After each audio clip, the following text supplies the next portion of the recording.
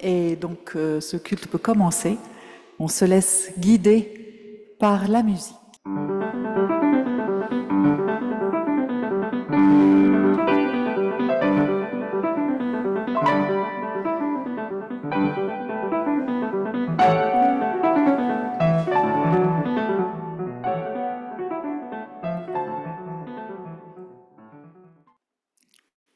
Bienvenue à vous tous et à vous toutes. Bienvenue aux enfants, bienvenue aux parents, bienvenue à tous les autres. Bienvenue à vous qui êtes protestants, bienvenue à vous qui n'êtes pas protestants et bienvenue à vous qui ne savez pas très bien ce que vous êtes. Bienvenue aux habitués de ce temple, bienvenue aux personnes qui viennent pour la première fois, peut-être pour la deuxième ou la troisième. Vous êtes tous et toutes ici, chez vous. Et nous écoutons la parole d'espérance que Dieu nous adresse. Qui que vous soyez, d'où que vous veniez et où que vous alliez, Dieu vous donne sa grâce, sa joie et sa paix par son Fils Jésus, le Christ. Amen.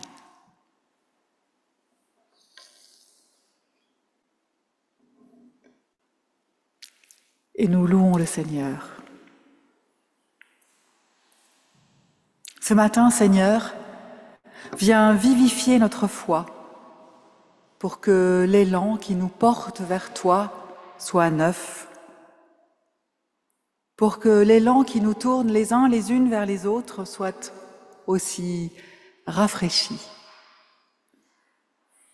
Ce matin, Seigneur, viens vivifier notre foi pour que rien ne devienne une habitude, pour que tout soit une découverte ou une redécouverte joyeuse. Pour ce jour, ô notre Dieu, accorde-nous ta présence et ce bonheur durable de te savoir à nos côtés et de cheminer avec toi. Parce que quel que soit notre chemin pour ce jour, tu le parcourras avec nous. S'il y a sur ce chemin de l'aridité, tu seras notre source. S'il y a sur ce chemin du combat, tu seras notre force. Toi qui toujours nous relèves, nous renouvelles, nous entraînes, donne-nous simplement la confiance pour que nous allions sur ce chemin. Aujourd'hui, demain et tous les jours, en pleine confiance. Amen. Je louerai l'Éternel de tout mon cœur. Je raconterai toutes tes merveilles. Je chanterai ton nom. Je louerai l'Éternel de tout mon cœur. Je ferai de toi le sujet de ma joie. Alléluia.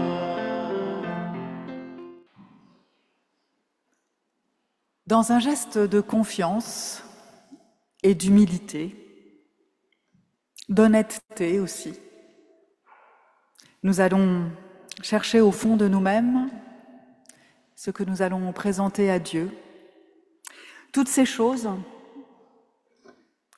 dont nous n'avons envie de parler à personne, toutes ces choses dont nous ne sommes pas fiers, toutes ces choses qui nous pèsent, voilà, c'est le moment de les remettre à Dieu parce que Dieu, lui, peut tout entendre. Ô mon Dieu, que tout ce qui a été vécu cette semaine, cet été, toute cette dernière année, Tout cela repose maintenant entre tes mains. Il y a les zones d'ombre, les zones de lumière, tout le travail accompli et tout celui qui reste. Il y a toutes les personnes rencontrées, aussi celles qu'on a manquées. Il y a la grâce que nous avons ressentie dans notre cœur, la foi qui nous a portés dans la marche.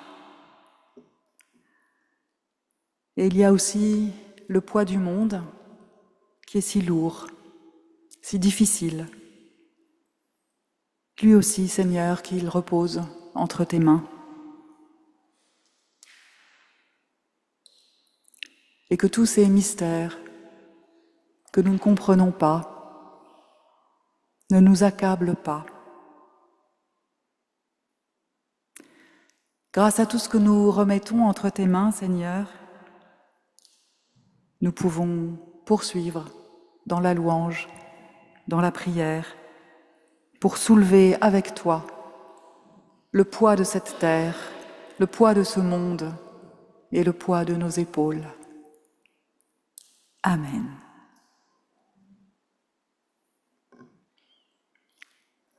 Quel que soit ce que nous avons présenté à Dieu, dans le silence, dans le fond de notre cœur, Dieu l'accueille. Dieu nous accueille et son pardon nous est offert. Alors Seigneur, que l'élan de Pâques arrive jusqu'à la fin de ce mois d'août, que l'élan de Pâques éclaire notre rentrée de septembre et toute l'année qui arrive, que toutes nos obscurités soient dissipées par cette lumière de Pâques, que le souffle de la Pentecôte balaye toutes les tombes de notre passé. Seigneur, tu es le Dieu de toutes les possibilités. Renouvelle-nous et reconduis-nous sur les traces du ressuscité. Le Seigneur, par la puissance de son amour, nous a délivrés de tous nos enfermements, du péché, de nos fragilités, de nos zones d'ombre. Soyez certains de son pardon, de son amour et de sa confiance. Amen. Tu es là au cœur de nos vies, et c'est toi qui nous fais vivre. Tu es là au cœur de nos vies, bien vivant Jésus-Christ, dans le secret de nos tendresses. Tu es là dans le matin de nos promesses.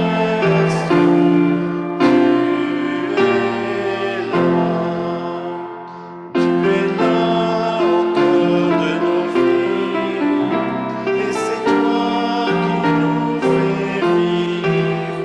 Tu es là au cœur de nos vies, bien vivant Jésus-Christ. Nous ouvrons la Bible pour y lire le texte que nous allons méditer ensemble, mais avant cela, nous prions.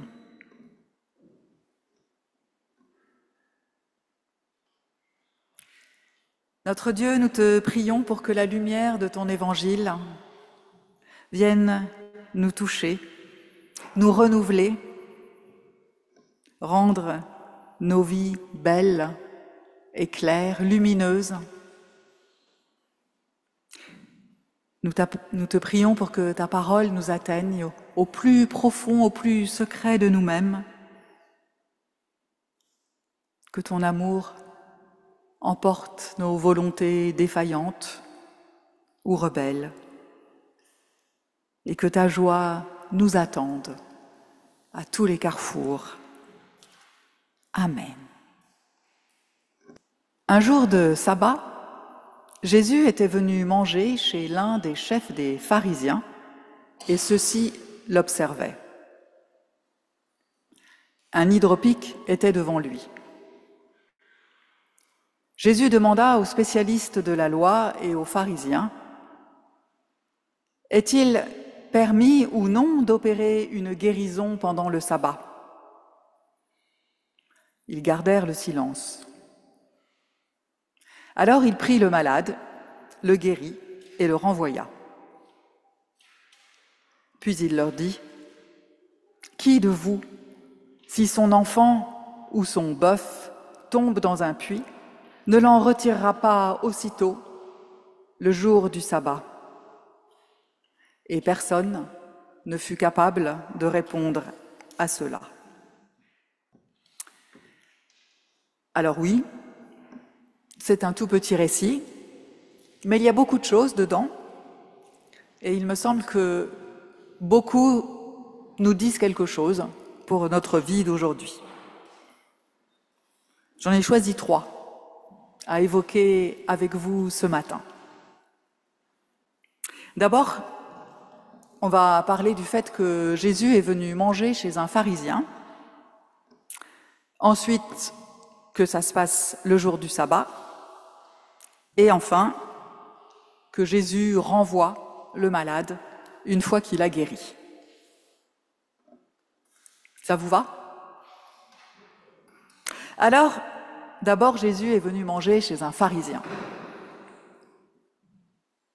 Je crois, mais il y a des gens plus spécialistes de la Bible que moi, mais je crois qu'il n'y a que dans l'évangile de Luc que Jésus mange chez les pharisiens. Les pharisiens sont ces spécialistes de la loi, et dans les 3 autres évangiles, ils sont présentés plutôt comme des ennemis de Jésus. Pour rien au monde, ils ne l'inviteraient à déjeuner chez eux, et pour rien au monde, Jésus n'irait. Dans l'évangile de Luc, la relation est plus complexe entre Jésus et les pharisiens. Elle est moins frontale, et donc elle est plus riche. Et notre passage n'est même pas un épisode isolé de l'évangile de Luc, puisqu'il y a, j'ai compté, 2 autres occasions, 3 en tout, dans l'évangile de Luc, où Jésus mange chez un pharisien. Alors pourtant, on sent bien que leurs relations sont tendues.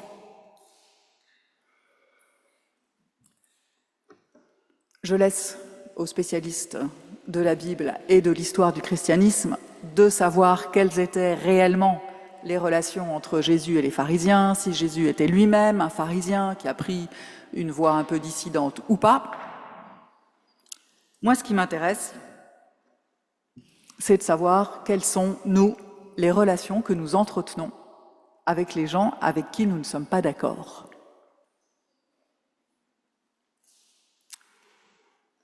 Récemment, pendant ces vacances, il m'est arrivé d'être en désaccord avec quelqu'un de mon entourage. Pas quelqu'un de très très proche, mais quand même, quelqu'un de mon entourage. Je crois même qu'on pourrait dire que nous étions en conflit. Alors je me suis dit, est-ce que, comme l'évangile de Luc le suggère, il faut continuer malgré tout à entretenir des relations, à s'inviter à manger les uns chez les autres, à discuter. Parce que, après tout, ces liens, qu'ils soient familiaux, amicaux, professionnels, de voisinage, je ne sais, ces liens qu'on a tissés font qu'on a une histoire ensemble. On a des souvenirs, on a partagé des choses ensemble, on a des expériences, parfois depuis plusieurs années. Alors est-ce que tout ça n'est pas plus fort que le désaccord qui nous occupe aujourd'hui? Ou bien, comme c'est plutôt le cas dans les autres évangiles, est-ce que ce conflit signe la fin de toute relation? Parce que, quand même, il ne faudrait pas pousser. J'imagine que ça peut aussi être des liens à l'intérieur d'une communauté chrétienne qui sont mis en danger par la survenue de dissidences sur certains points, comme c'est exactement le cas entre les pharisiens et Jésus, qui sont de toute façon tous issus de la même communauté juive. Alors, je me demande à quel moment ce à quoi on croit, nos valeurs, nos principes de vie, peut-être notre foi, mais pas forcément, à quel moment tout cela est plus important que le reste? À quel moment on est prêt à sacrifier nos relations humaines pour donner la priorité à ce qui est important pour nous? Alors il y a plein d'exemples ces derniers temps, sans parler de nos vies intimes et personnelles. Il y a eu le Covid. On s'est largement déchiré autour de la question de vaccin, pas vaccin. Il y a des gens qui ont arrêté de se parler, qui ne se parlent plus. Il y a plus récemment, il y en a eu depuis très longtemps, mais plus récemment, les guerres au Moyen-Orient, en Ukraine, toutes les autres, et tous les combats aussi, même s'ils sont moins guerriers, qui se jouent dans notre propre pays. Il y a toujours des arguments pour l'un ou l'autre camp. Ce qui fait la différence, c'est le poids respectif qu'on leur donne, et de fait, ça fait toute la différence. Vous voyez bien que je ne décide pas s'il faut ou non faire passer avant nos principes, ou s'il faut ou non continuer les relations. Je m'interroge. Et je crois que, en fonction des situations, chacun a sa propre réponse.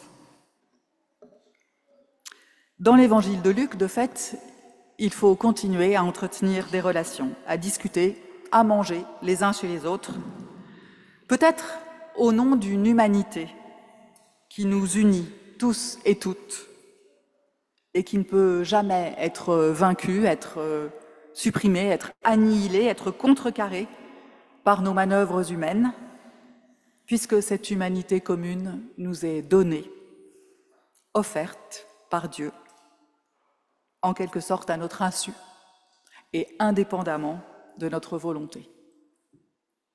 On l'a reçue, sans rien demander, sans rien y pouvoir,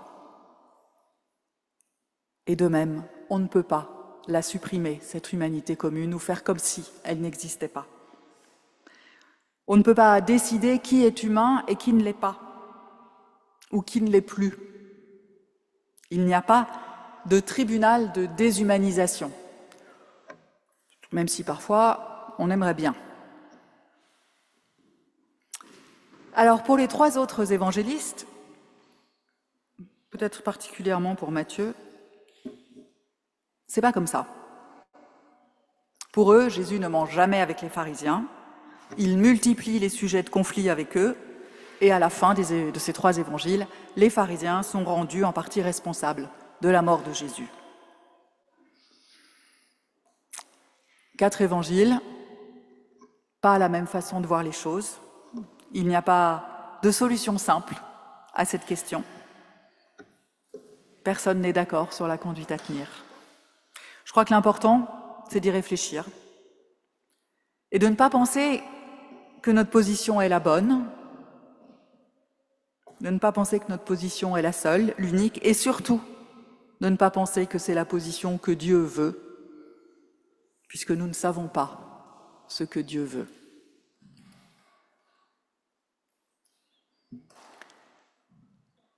Passons au deuxième point. La scène se passe pendant le sabbat. Le sabbat, dans le judaïsme, c'est le jour hebdomadaire où l'on s'arrête.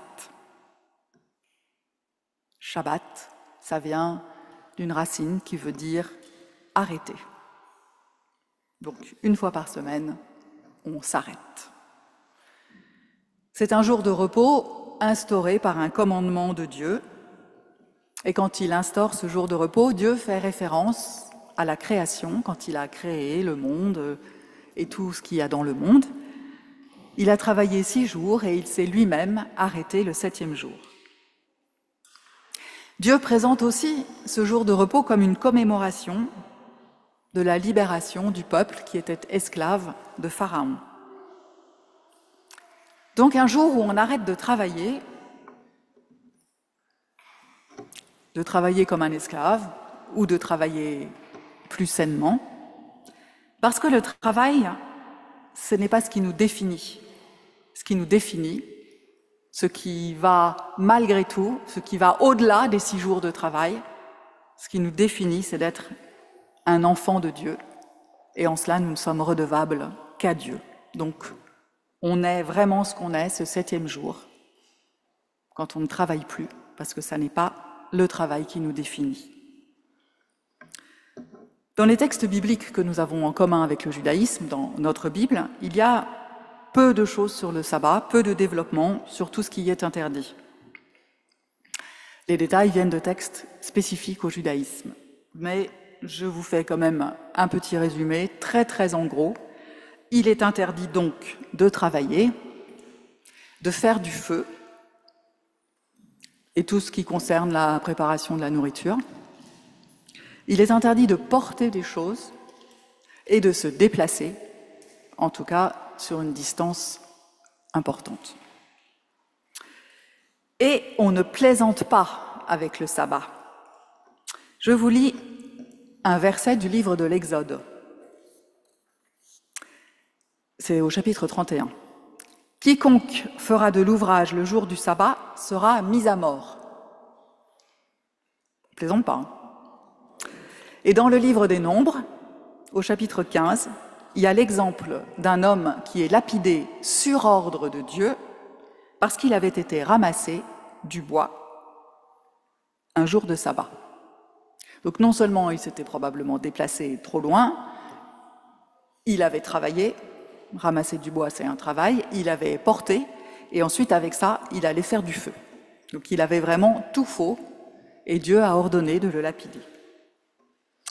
Et donc, c'est dans ce contexte que Jésus guérit un malade le jour du sabbat.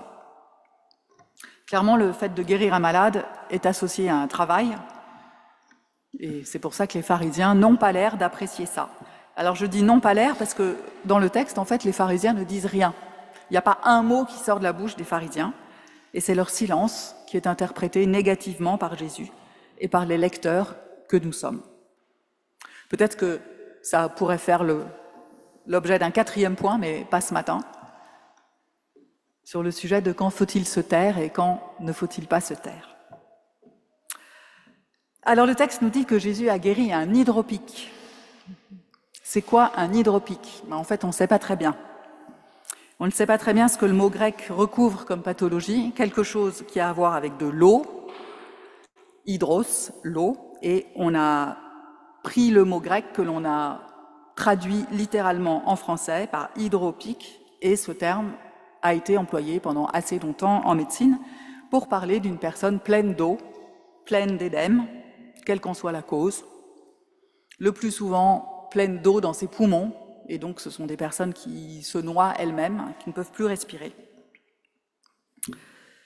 Enfin, je ne vais pas vous faire un cours de médecine.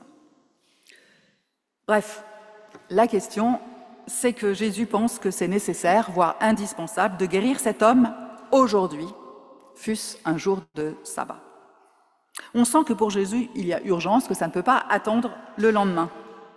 Et c'est probablement là-dessus que les pharisiens discutent en silence. Eux, j'imagine qu'ils trouvent qu'au point où en est cet homme, ça pourrait bien attendre le lendemain. Et le lendemain, ça ne poserait pas de problème de le guérir. Alors je me demande, comment décide-t-on de nos urgences ? Tout à l'heure, on s'est demandé comment décide-t-on de ce qui est important pour nous ? Et là, comment décide-t-on de ce qui est urgent ? Et dans les évangiles, c'est une vraie question. Dans les 4 évangiles, il y a au moins 10 récits d'actions de Jésus ou de ses disciples qui contreviennent aux interdictions du sabbat, alors qu'il leur aurait suffi d'attendre quelques heures pour que ça ne soit plus interdit. Et la grande majorité sont des récits de guérison comme le nôtre. Par exemple, il y a une histoire de Jésus qui guérit une femme courbée le jour du sabbat. Elle est vraisemblablement courbée depuis très longtemps et il aurait pu la guérir le lendemain. Ça n'aurait probablement pas changé grand-chose. Mais pour Jésus, il fallait que ce soit ce jour-là. Alors l'argument que donne Jésus, c'est le suivant. Qui de vous, si son enfant ou son bœuf tombe dans un puits, ne l'en retirera pas aussitôt le jour du sabbat? Voilà. On sent l'urgence quand même. Hein. Quand quelqu'un se noie, on n'attend pas le lendemain. Alors Jésus dit « tombe dans un puits », sous-entendu un puits plein d'eau, et c'est ça qui fait le lien avec cet homme hydropique qui est plein d'eau, en train de se noyer dans l'eau en excès dans son corps. Alors, ce qui est intéressant, c'est que ces questions de qu'est-ce qui est urgent, qu'est-ce qu'on peut faire le jour du sabbat ou pas, ne sont pas du tout spécifiques à Jésus ni au christianisme. Elles sont inhérentes au judaïsme depuis toujours. C'est très vraisemblablement des questionnements qui irriguaient les discussions dans le judaïsme à l'époque de Jésus et que Jésus reprend dans ce récit. Si on va regarder dans la Mishnah, qui sont ces commentaires rabbiniques de la Torah, donc ce qui correspond à notre Pentateuque, que les rabbins ont commenté le Pentateuque oralement, et puis ça a été mis par écrit aux alentours de l'an 200 de notre ère, au tout début du IIIe siècle, mais les commentaires oraux existaient déjà depuis longtemps. Bref, dans la Mishnah, on trouve dans la bouche des rabbins ces paroles que Jésus va dire, pas dans notre récit, mais dans d'autres récits de guérison le jour du sabbat. Je cite, « Le sabbat est fait pour l'être humain et non l'être humain pour le sabbat ». Et on trouve aussi dans la Mishnah cette maxime, inspirée par divers textes de l'Ancien Testament, qui dit que sauver une vie est plus important que suivre la loi. Et donc, on voit bien que ces réflexions sont tout à fait en cohérence avec celles de Jésus. Et tout ça, c'est pour dire que je ne crois pas du tout que l'évangéliste Luc essaye d'opposer Jésus aux pharisiens. Parce que d'ailleurs, s'ils ne répondent pas à Jésus, c'est qu'ils sont au moins à moitié d'accord. Parce que s'ils n'étaient pas d'accord du tout, ils auraient plein d'arguments pour répondre à Jésus, pour lui dire on ne peut pas travailler le jour du sabbat, il pourrait sortir les commandements, le texte de l'Exode que je vous ai lu, enfin. Mais ils ne le font pas. Et donc je crois que l'idée de Luc, c'est pas d'opposer Jésus aux pharisiens, c'est au contraire de nous renvoyer nous-mêmes à ces questions. Qu'est-ce qui est le plus important pour nous et dans quelles circonstances? C'est à nous de faire notre propre idée, d'avoir notre propre réponse. Et précisément, de ne pas obéir aveuglément et sans réfléchir à des règlements ou des principes stricts et déshumanisés.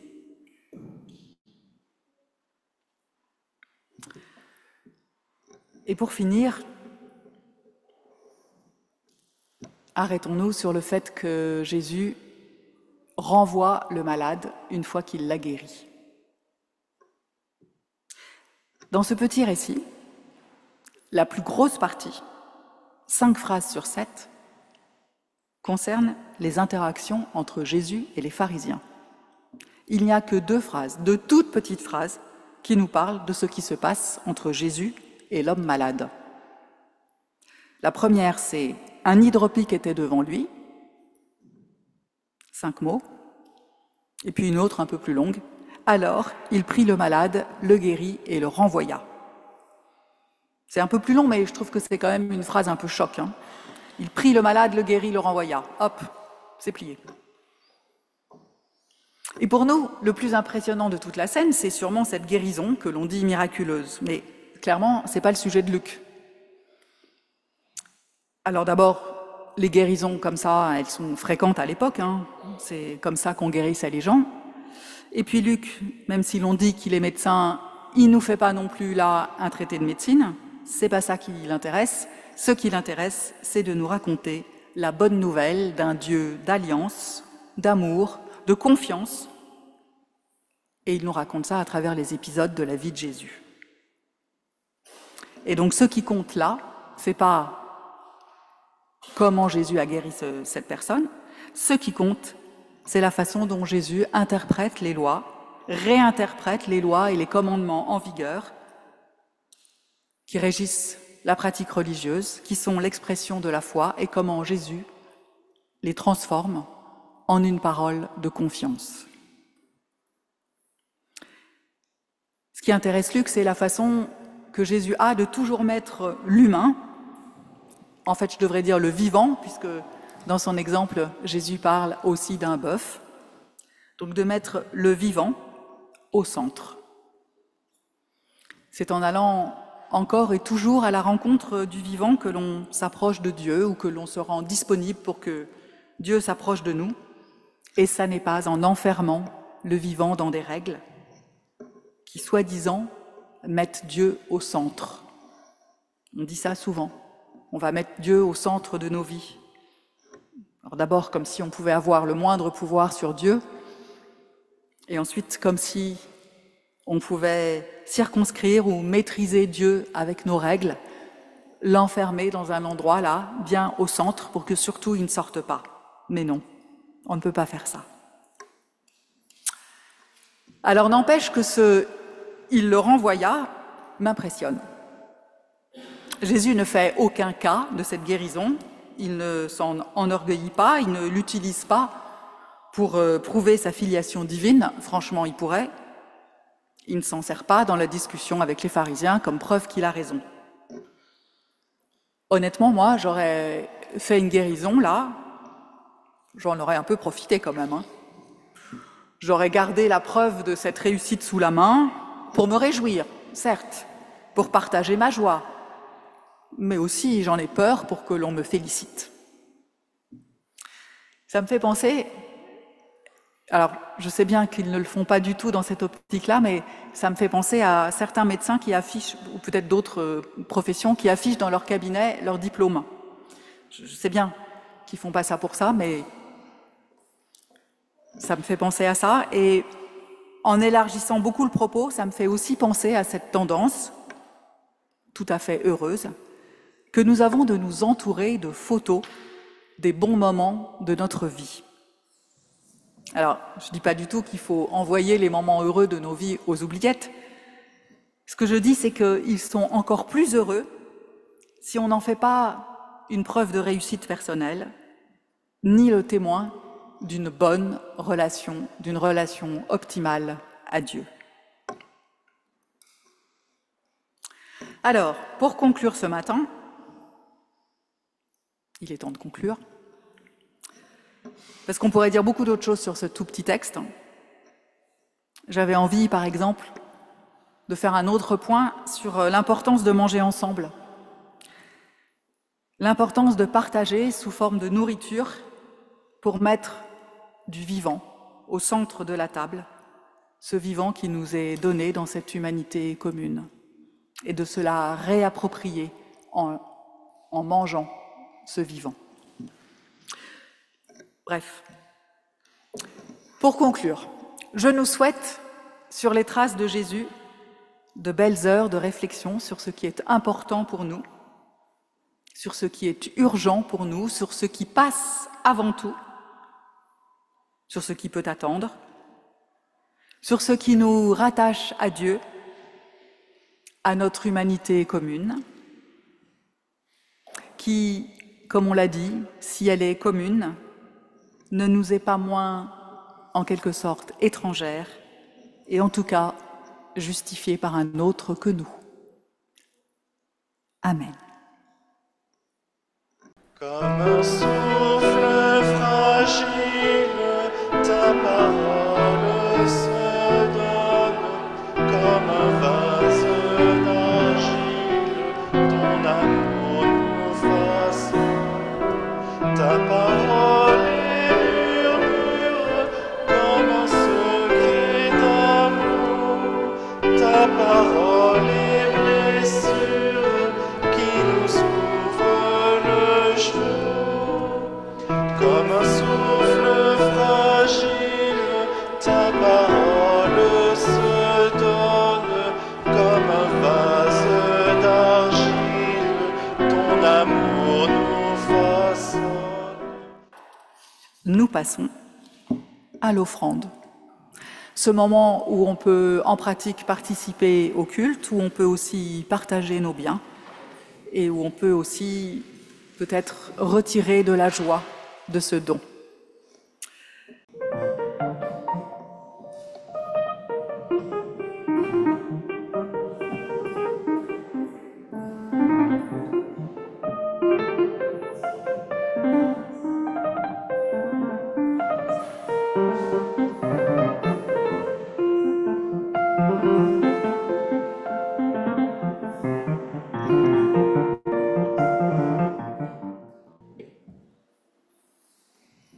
Reçois, Seigneur, cette offrande et donne-nous l'élan pour la mettre à ton service et à celui du monde.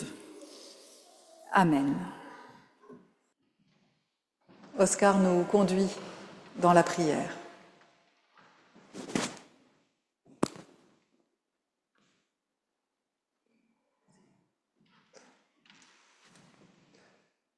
Seigneur, nous te prions de rappeler à tous ceux qui ne voient pas la fin de leurs soucis terrestres les limites de leur pouvoir.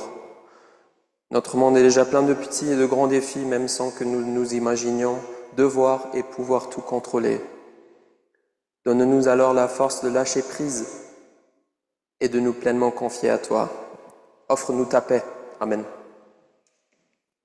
Et maintenant, unis à tous nos frères et sœurs en Christ, nous disons: Notre Père qui es aux cieux, que ton nom soit sanctifié, que ton règne vienne, que ta volonté soit faite sur la terre comme au ciel. Donne-nous aujourd'hui notre pain de ce jour. Pardonne-nous nos offenses, comme nous pardonnons aussi à ceux qui nous ont offensés. Et ne nous laisse pas entrer en tentation, mais délivre-nous de mal, car c'est à toi qu'appartiennent le règne, la puissance et la gloire, pour des siècles et des siècles. Amen. Et nous recevons maintenant la bénédiction de la part de Dieu. L'Esprit de Dieu t'est promis, il repose sur toi, il t'invite à la liberté et à l'audace. Alors, partons, sortons de ce temple, inondés de l'Esprit de Dieu, remplis de la force et de la joie d'en témoigner. Le Seigneur vous bénit et vous garde, vous et tous ceux que vous aimez. Amen. Cherchez d'abord le royaume de Dieu, cherchez d'abord